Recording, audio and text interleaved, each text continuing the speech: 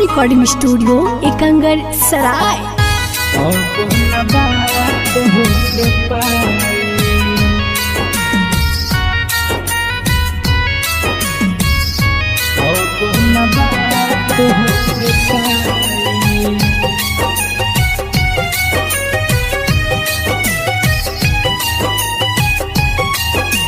Presented by किसका films.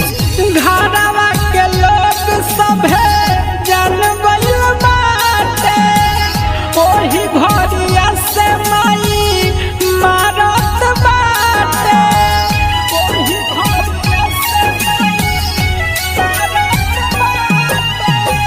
घरवा के लोग सभे जान गइल बाटे, ओही घरिया से माई मारत बाटे। लगता कि जान अब हो जाई जुदाई, छीन ले बाटे मोबाइल भाई, अब न बात होखे पाई। ए जान हो छीन ले बाटे मोबाइल भाई, अब न बात होखे पाई, अब न बात होखे पाई,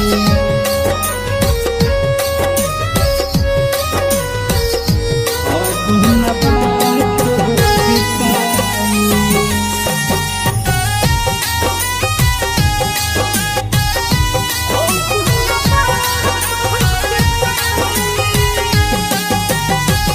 बात करत मेरा ते भौज देख ले, जाए के भैया से फते कह दे। सुनना बात करत मेरा ते भौज देख ले, जाए के भैया से फटे कह दे।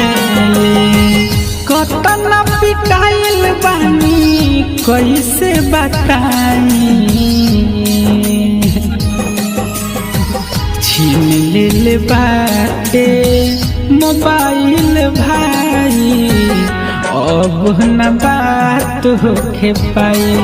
ए जान हो छीन ले बाटे मोबाइल भाई, अब न बात होखे पाई, अब न बात होखे पाई,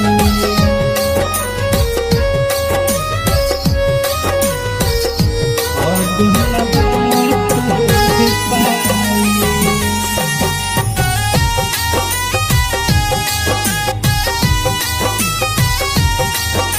किसका रिकॉर्डिंग स्टूडियो एकंगर सराय।